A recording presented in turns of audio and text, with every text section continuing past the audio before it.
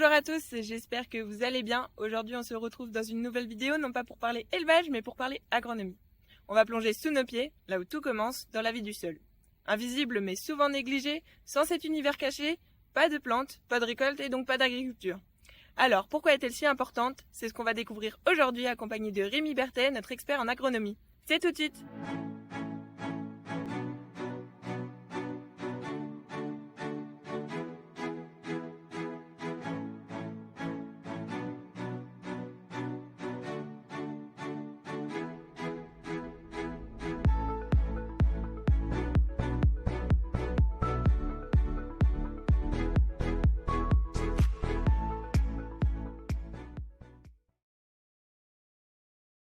Donc bonjour, donc Rémi Berthet, conseiller Axial Conseil Élevage. Aujourd'hui, je vais vous présenter donc la méthode de test bêche. Donc voilà, l'objectif c'est de faire avec la bêche de faire un trou, de faire un état des lieux donc pour une parcelle donnée. Donc après on peut faire plein de petits tests. La finalité du test bêche, c'est de voir est-ce que notre sol il a besoin d'être travaillé ou pas par rapport à toutes les observations qu'on peut faire. Ou est-ce qu'on peut faire du semi-direct, ou à l'inverse, est-ce que notre sol il a besoin d'être travaillé et à quelle profondeur. Donc voilà, une fois que j'ai fait ma pré-tranchée, où j'ai gardé deux arêtes propres, et je peux sortir mon bloc pour pouvoir regarder la structure.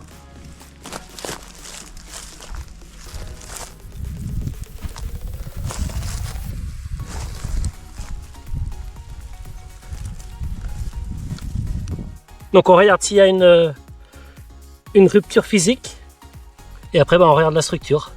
Donc voilà. Et ce qu'on recherche, c'est plus ça. Donc c'est ce qu'on retrouve en surface. Donc là le dernier travail du sol, il date de cet automne. Et donc du coup on trouve plein de petits agrégats où ça ressemble à du grain de riz ou de la semoule. Et donc du coup on a une structure là du coup qui est très frayable, voire très frayable. Et donc du coup les racines ont accès, quand la structure est très frayable, les racines ont accès à tous les éléments du sol. Voilà, on retrouve un peu des arêtes vives ici. Donc ça c'est ce qu'on va éviter. Car les racines en fait vont tourner autour des blocs et vont avoir du mal des fois à aller dedans. On voit déjà aussi au niveau couleur qu'il y a une différence. En surface, on a plutôt une couleur qui est plutôt sombre, donc où on peut supposer que le taux de matière organique est un peu plus élevé qu'en profondeur, où là le sol est beaucoup plus clair, et donc du coup moins de présence de matière organique dans le sol. Il y a 22-23 cm, donc on retrouve un labour qui a été fait cet automne avant le semis de l'orge.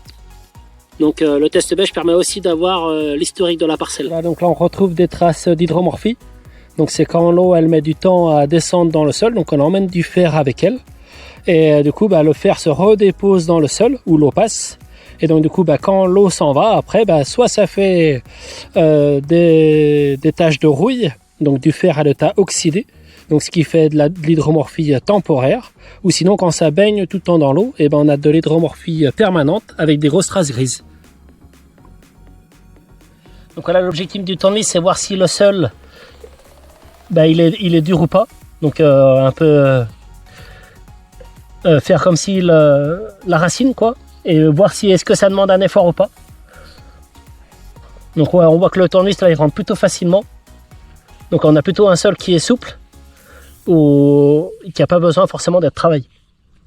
Donc voilà, donc là on est sur une parcelle d'orge qui va être semée en maïs l'année prochaine. Donc au vu du test bêche que j'ai fait, on pourrait semer un couvert en semi-direct car la structure et le test de tournevis est plutôt très favorable. Donc voilà. Et donc l'objectif pour le couvert, c'est d'arriver à semer le plus tôt possible derrière la moisson pour avoir le maximum d'humidité présente dans le sol et de ne pas hésiter avec la météo qui fait actuellement et la météo annoncée de semer profond. Donc semi-profond, on parle d'un semis de couvert à 5 cm. Pourquoi la vie du sol est importante? Donc les sols, c'est plus de 1/4 de la biodiversité mondiale. Ça représente une masse vivante de plus de 1 kg par mètre carré. Cette vie du sol, pour exister, a besoin de biomasse. Donc cela peut être des résidus de culture, aussi bien la partie aérienne, telle que les pailles, ou la partie racinaire. Les apports de matière organique, donc ça peut être des fumiers, des composts, des lisiers, et bien sûr les couverts végétaux. Les intérêts de la vie du sol, ça va être de décomposer cette matière organique, de recycler les éléments pour les rendre disponibles, d'aérer le sol, de mélanger la matière organique avec les éléments minéraux et d'améliorer la structure du sol en améliorant les agrégats. Donc on va avoir des décomposeurs tels que les cloportes et les gloméries qui vont venir fragmenter les éléments pour que soient consommés par les bactéries et les champignons présents dans le sol. Ensuite, on aura toute une partie de la faune du sol qui sera pour réguler le grand nombre de bactéries et de champignons, donc tels que les nématodes, les protozoaires. Et donc tout ce que la faune du sol va produire, soit ça sert directement à une plante qui est en place telle qu'une culture, et là on parle de minéralisation primaire, soit sinon la faune du sol va assembler ces chaînes carbonées pour faire de l'humus, et là on parlera de minéralisation secondaire pour le printemps. La taille de ces micro-organismes peut aller de quelques micromètres, donc c'est le cas pour les bactéries champignons, à plusieurs millimètres voire centimètres, donc avec les campagnols et les taupes. Les bactéries, elles vivent dans tout le sol et en vivant très proche des racines ou des éléments foliaires. Elles vont se nourrir des sucres que la plante va lui donner et en échange, elle va échanger donc des éléments nutritifs du sol. Les champignons, qui sont des aérobistriques qui vivent qu'en présence d'oxygène, donc eux déploient de nombreux filaments mycéliens et font de l'échange pareil avec les plantes. La plante donne des sucres solubles et en échange, les champignons donnent des éléments nutritifs tels que l'azote, du phosphore, mais aussi peuvent échanger de l'eau des champignons vers la plante.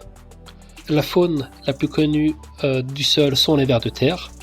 Leur rôle, c'est d'aérer le sol, d'aider à la circulation de la matière organique du haut vers le bas, de créer des galeries pour la circulation des racines, de l'eau et aussi de la petite faune du sol.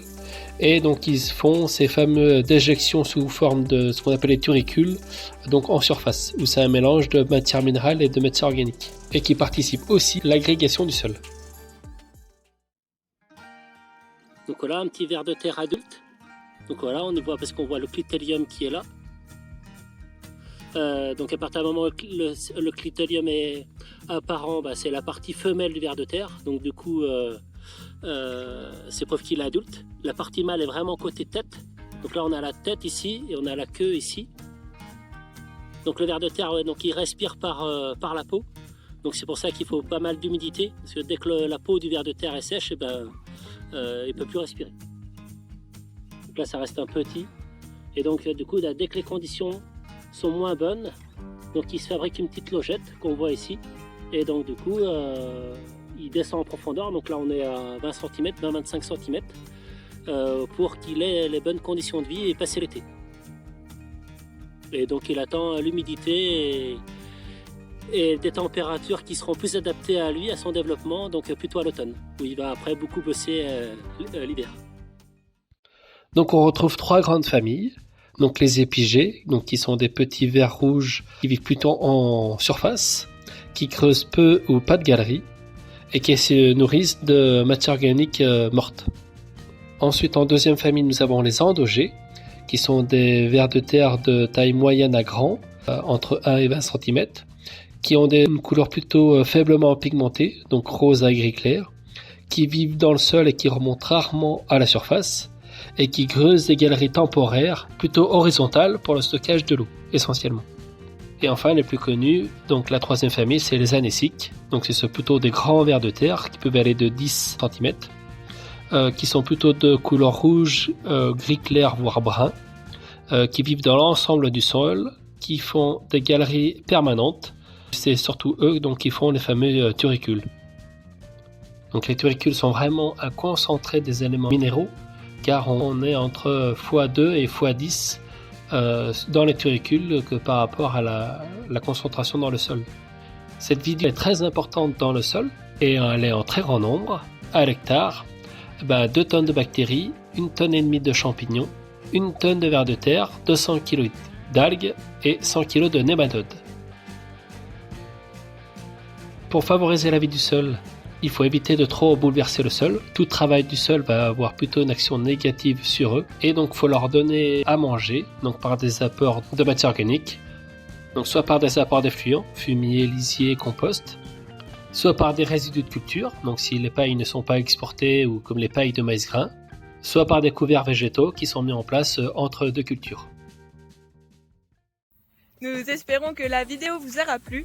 Pour plus d'informations, nous vous invitons à vous rapprocher de votre conseiller. N'hésitez pas à liker et partager, ça nous fera toujours plaisir. Et abonnez-vous pour ne rien louper. À très vite!